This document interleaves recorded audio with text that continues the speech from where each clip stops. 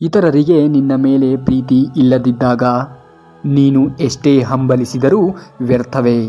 ಒಬ್ಬ ಮನುಷ್ಯನಿಗೆ ಒಂದು ಕಡೆ ನಿಲ್ಲಲು ಸುಲಭ, ಅದೇ ಓಡುವುದು ಸ್ವಲ್ಪ ಕಷ್ಟವೇ. ಆದರೆ ನಮ್ಮ ಮನಸ್ಸಿಗೆ ಒಂದು ಕಡೆ ನಿಲ್ಲುವುದು ಬಹು ಕಠಿಣ, ಅದೇ ಓಡುವುದೆಂದರೆ ಅತ್ಯಂತ ಸುಲಭ. ನೀವೇ ನೋಡಿ, ನಿಮ್ಮ ಮನಸ್ಸು ಯಾವಾಗಲೂ ಓಡುತ್ತಲೇ ಇರುತ್ತದೆ. ಯಾರಾದರೆ ತಮ್ಮ ಮನಸ್ಸನ್ನು ಆಗಾಗ ನಿಲ್ಲಿಸುತ್ತಾರೆಯೋ ಅವರಿಗಿಂತ ಶ್ರೇಷ್ಠವಾದ ವ್ಯಕ್ತಿ ಮತ್ತಾರೂ ಇಲ್ಲ. ಅದುವೇ ಯೋಗ. ಮನಸ್ಸಿನ ನಿಗ್ರಹವೇ ಯೋಗ. ನಿನ್ನ ಒಂದು ಸೋಮಾರಿತನವೇ ನಿನ್ನ ನಿಜವಾದ ಶತ್ರು. ಅದೇ ನಿನ್ನ ಬೆಳವಣಿಗೆಗೆ ಮೊದಲು ಅಡ್ಡಿಯಾಗಿರುವುದು. ನೆನಪಿಟ್ಟುಕೊಳ್ಳಿ, ನಿನ್ನ ಬಡತನಕ್ಕೆ ಮೂಲ ಕಾರಣ ಸೋಮಾರಿತನವೇ. ಅದನ್ನು ಓಡಿಸು, ಎದ್ದು ಕಾರ್ಯೋನ್ಮುಖನಾಗು. ಖಂಡಿತವಾಗಿಯೂ ಯಶಸ್ಸು ನಿನ್ನದಾಗುತ್ತವೆ. ನಿನಗೆ ಕೆಲಸ ಮಾಡುವ ಆಸಕ್ತಿ ಇದ್ದರೆ ಮಾಡುವುದಕ್ಕೆ ಬಹಳಷ್ಟು ಕೆಲಸಗಳಿವೆ, ಅವಕಾಶಗಳಿವೆ.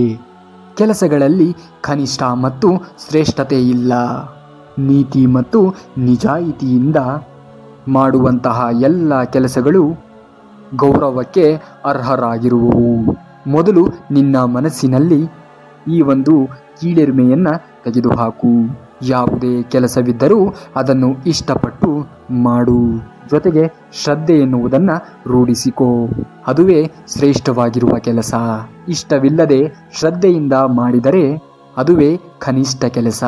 ಇಂದು ನೀನು ಶ್ರದ್ಧೆಯಿಂದ ಮಾಡುವ ಕೆಲಸ ಮುಂದೊಂದು ದಿನ ನಿನ್ನನ್ನು ಎತ್ತರಕ್ಕೆ ಕೊಂಡೊಯ್ಯುತ್ತದೆ. ನಿನ್ನ ಹತ್ತಿರ ಎಷ್ಟೇ ಸಂಪತ್ತು ಇದ್ದರೂ ಮತ್ತು ಶಾರೀರಿಕವಾಗಿ ಎಷ್ಟೇ ಬಲ ಹೊಂದಿದ್ದರೂ ಮಾನಸಿಕ ಪ್ರಶಾಂತತೆ ಇಲ್ಲವೆಂದಾಗ ಎಲ್ಲ ಇದ್ದರೂ ವ್ಯರ್ಥವೇ.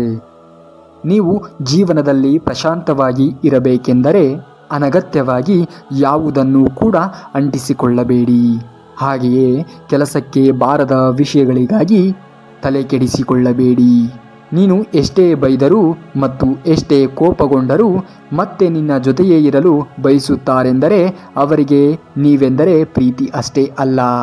ಈ ಪ್ರಪಂಚದಲ್ಲಿ ನಿಮಗಿಂತ ಮುಖ್ಯವಾದದ್ದು ಯಾವುದೂ ಇಲ್ಲವೆಂದರ್ಥ. ನಿಜವಾದ ಪ್ರೀತಿಗೆ ಯಾವುದೇ ಮಿತಿಯಿಲ್ಲ. ಪ್ರೀತಿಗೆ ಯಾವುದೇ ನಿರೀಕ್ಷೆಗಳಿಲ್ಲ.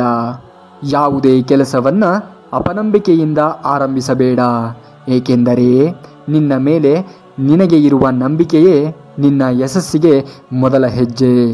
ಬರುವುದು ಮತ್ತು ಹೋಗುವುದು ನಮ್ಮ ಕೈಯಲ್ಲಿ ಇರುವುದಿಲ್ಲ. ಪ್ರೀತಿ ಮತ್ತು ಅಭಿಮಾನವನ್ನು ಹಂಚುವ ವ್ಯಕ್ತಿತ್ವ ಮಾತ್ರವೇ ನಮ್ಮ ಕೈಯಲ್ಲಿ ಇರುವುದು. ನಿನಗೆ ಜೀವನದಲ್ಲಿ ಯಶಸ್ಸು ಸಿಗಬೇಕೆಂದರೆ ನಿದ್ದೆ ಬಿಟ್ಟು ಪ್ರಯತ್ನಿಸು. ಅಷ್ಟೇ ಹೊರತು ಮಲಗಿ ಕನಸು ಕಾಣಬೇಡ. ಕನಸು ಕಾಣಬೇಕೆಂದರೆ ನಿದ್ದೆ ಮಾಡಿದರೆ ಸಾಕು.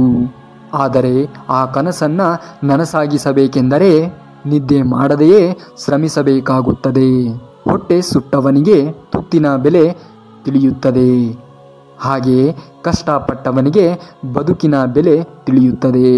ಒಬ್ಬ ಮನುಷ್ಯನಿಗೆ ಗಾಯದಿಂದ ಉಂಟಾದ ನೋವು ಕೆಲವು ದಿನಗಳವರೆಗೆ ಮಾತ್ರ ನೋಯಿಸುತ್ತದೆ. ಆದರೆ ಚುಚ್ಚು ಮಾತಿನಿಂದ ಉಂಟಾದ ನೋವು ಮಾತ್ರ ಜೀವನ ಪೂರ್ತಿ ನೋಯಿಸುತ್ತಲೇ ಇರುತ್ತದೆ. ಯಾವುದೇ ವ್ಯಕ್ತಿಯಾಗಲಿ ಸಂಪತ್ತು ಇಲ್ಲದಿದ್ದರೂ ಸಂಸ್ಕಾರವಿದ್ದರೆ ಜೀವನ ತೃಪ್ತಿದಾಯಕವಾಗಿರುತ್ತದೆ. ಅದೇ ಸಂಪತ್ತು ಇದ್ದು ಸಂಸ್ಕಾರವಿಲ್ಲದಿದ್ದರೆ ತನ್ನ ಜೀವನದಲ್ಲಿ ತನ್ನನ್ನು ಬಿಟ್ಟು ಮತ್ಯಾರೂ ಇರುವುದಿಲ್ಲ. ಅದಕ್ಕೆ ಸಂಪತ್ತಿನೊಂದಿಗೆ ಸಂಸ್ಕಾರವೂ ಕೂಡ ಇರಬೇಕು. ನೀವು ಇರುವುದನ್ನು ನಿರ್ಲಕ್ಷಿಸುತ್ತಾ ಮತ್ತು ಇಲ್ಲದಿರುವುದಕ್ಕಾಗಿ ಹಾಹಾಕಾರ ಪಡುವ ದಿನಗಳೆಲ್ಲ ನೀವು ಸಂತೋಷವಾಗಿ ಇರಲು ಸಾಧ್ಯವಿಲ್ಲ. ಧೈರ್ಯವಂತರ ಜೀವನದಲ್ಲಿ ಒಂದು ಬಾರಿ ಮಾತ್ರವೇ ಮರಣಿಸುತ್ತಾನೆ. ಆದರೆ ಹೇಡಿ ಮಾತ್ರ ತಾನು ಭಯಪಡುವ ಪ್ರೀತಿ ಸಂದರ್ಭವೆಲ್ಲ ಮರಣಿಸುತ್ತಲೇ ಇರುತ್ತಾನೆ. ಧೈರ್ಯವೆಂದರೆ ಜೀವನದಲ್ಲಿ ಏನಾದರೂ ಭಯ ಭೀತಿಗೊಳ್ಳದಿರುವುದು. ಯಾವುದೇ ವ್ಯಕ್ತಿಗೆ ತನ್ನ ಪ್ರಧಾನ ಶತ್ರುವೇ ಅವನ ಭಯ. ಭಯ ಅನ್ನುವುದು ಇಲ್ಲದಿರುವಂತಹ ರೋಗವನ್ನು ತಂದೊಡ್ಡುತ್ತದೆ.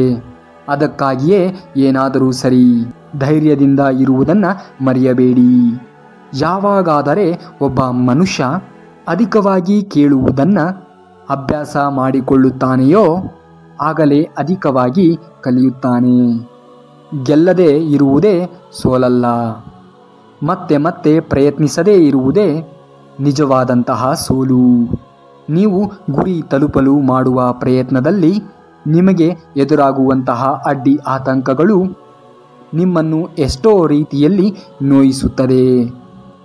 ನೀವು ಗುರಿಯನ್ನು ತಲುಪಿದ ಮೇಲೆ ನಿಮಗೆ ಸಿಗುವಂತಹ ಆನಂದ ಮತ್ತು ಸಂತೋಷದ ಮುಂದೆ ನೀವು ಪಟ್ಟಂತಹ ಶ್ರಮವೆಲ್ಲ ಶೂನ್ಯವೆನಿಸುತ್ತದೆ. ಜೀವನದಲ್ಲಿ ಕಷ್ಟಗಳು ಬರುತ್ತವೆ ಹೋಗುತ್ತವೆ. ಬಂದಾಗ ಭಯಪಡಬೇಡ. ಹಾಗೆಯೇ ಅವು ಹೋಗುವವರೆಗೂ ಶ್ರಮ ವಹಿಸಿದರೆ ಕಷ್ಟಗಳು ಮಾಯವಾಗುತ್ತವೆ.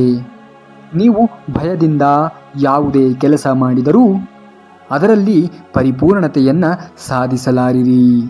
ನೀವು ವಿವೇಕದಿಂದ ಮಾಡುವ ಯಾವುದೇ ಕೆಲಸ ತಪ್ಪದೇ ಫಲಿತವನ್ನು ಕೊಡುತ್ತದೆ. ಬಾಲ್ಯದಲ್ಲಿ ಶಾಲೆಯಲ್ಲಿ ಕಲಿತ ಪಾಠಗಳನ್ನು ಮರೆಯಬಹುದೇನೋ, ಆದರೆ ಕೆಲವರು ನಿಜ ಜೀವನದಲ್ಲಿ ಕಲಿಸಿದ ಗುಣ ಪಾಠವನ್ನು ಮಾತ್ರ ಯಾವತ್ತಿಗೂ ಮರೆಯಲು ಸಾಧ್ಯವಿಲ್ಲ. ಭಗವಂತನ ನಿರ್ಣಯ ಬಹಳ ವಿಚಿತ್ರವಾಗಿರುತ್ತವೆ. ಇಂದು ಯಾರನ್ನಾದರೆ ನಾವು ಕೀಳಾಗಿ ನೋಡುತ್ತೇವೆಯೋ ಮುಂದೆ ಒಂದು ದಿನ ನಾವು ಅವರ ಮುಂದೆ ಕೈ ಮುಗಿದು ನಿಲ್ಲುವ ಹಾಗೆ ಮಾಡಬಲ್ಲೆನು. ಎಲ್ಲರನ್ನ ಗೌರವಿಸು. ನೀವು ಒಂದು ಕೆಲಸವನ್ನು ಆರಂಭಿಸಿದರೆ ಮಧ್ಯದಲ್ಲಿ ಬಿಟ್ಟು ಹೋಗಬೇಡಿ. ಫಲಿತದ ಬಗ್ಗೆ ಯೋಚಿಸದೆ ಕೆಲಸವನ್ನು ಪೂರ್ತಿಗೊಳಿಸುವಲ್ಲಿ ನಿರತರಾಗಿ. ಅದೃಷ್ಟ ಬೇಕೆಂದರೆ ಕಾಯಿರಿ. ಅವಕಾಶಗಳು ಬೇಕೆಂದರೆ ಸೃಷ್ಟಿಸಿಕೊಳ್ಳಿ. ಅದೃಷ್ಟ ಎನ್ನುವುದು ಎಲ್ಲರ ಜೀವನದಲ್ಲಿ ಇರುವುದಿಲ್ಲ, ಆದರೆ ಅವಕಾಶಗಳು ಮಾತ್ರ ಪ್ರತಿಯೊಬ್ಬರ ಜೀವನವನ್ನು ಅದೃಷ್ಟವನ್ನಾಗಿ ಬದಲಾಯಿಸುತ್ತದೆ. ನಿಮ್ಮ ಮನಸ್ಸು ನಿಮ್ಮ ಹಿಡಿತದಲ್ಲಿ ಇದ್ದರೆ ನೀವು ಕಾಡಲ್ಲಿದ್ದರೂ ನಾಡಲ್ಲಿದ್ದರೂ ಆನಂದವಾಗಿಯೇ ಇರುತ್ತೀರಿ. ಹಣ ಅನ್ನುವುದು ಒಂದು ಮಹಾ ವೃಕ್ಷದ ಹಾಗೆ. ಅದರ ಕೆಳಗೆ ಹೋದಾಗ ನಮ್ಮ ನೆರಳೆ ನಮಗೆ ಕಾಣುವುದಿಲ್ಲ. ಇನ್ನು ನಮ್ಮ ಸುತ್ತಲೂ ಇರುವವರು ಅಸಲಿಗೆ ಕಾಣಿಸುತ್ತಾರೆಯೇ? ಹಣದ ವಿಷಯದಲ್ಲಿ ಪ್ರತಿಯೊಬ್ಬರೂ ಕೂಡ ಸ್ವಾರ್ಥರೇ. ಜವಾಬ್ದಾರಿ ಗೊತ್ತಿಲ್ಲದವನಿಗೆ ಕೆಲಸ ವಹಿಸುವುದು ಎಷ್ಟು ತಪ್ಪೋ, ಬಾಂಧವ್ಯದ ಬೆಲೆ ಗೊತ್ತಿಲ್ಲದವರೊಂದಿಗೆ ಬಂಧುತ್ವ ಬೆಳೆಸುವುದು ಕೂಡ ಅಷ್ಟೇ ತಪ್ಪು. ಎಷ್ಟು ಹಣ ಸಂಪಾದಿಸಿರುವೆ ಅನ್ನುವುದು ಮುಖ್ಯವಲ್ಲ, ನೀನು ಎಷ್ಟು ನೆಮ್ಮದಿಯಿಂದ ನಿದ್ದೆ ಮಾಡುವೆ ಎನ್ನುವುದು ಮುಖ್ಯವಾಗಿರುತ್ತದೆ.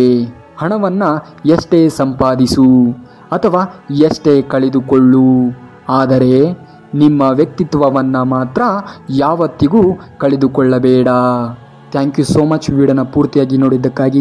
ಇದೇ ರೀತಿಯಾಗಿರುವಂತಹ ಹೆಚ್ಚಿನ ಮಾಹಿತಿಗಳಿಗಾಗಿ, ಹೆಚ್ಚಿನ ವಿಡಿಯೋಗಳಿಗಾಗಿ ನಮ್ಮ ಚಾನಲ್ನ ಸಬ್ಸ್ಕ್ರೈಬ್ ಮಾಡಿ ಹಾಗೂ ಈ ವಿಡಿಯೋಗೆ ಒಂದೇ ಒಂದು ಲೈಕನ್ನು ಮಾಡಿ ಅಂತೇಳಿ ಹೇಳ್ತಾ ಮುಂದಿನ ವಿಡಿಯೋದಲ್ಲಿ ಸಿಗುವವರೆಗೂ ಧನ್ಯವಾದ. ಕರುನಾಡಿಗೆ.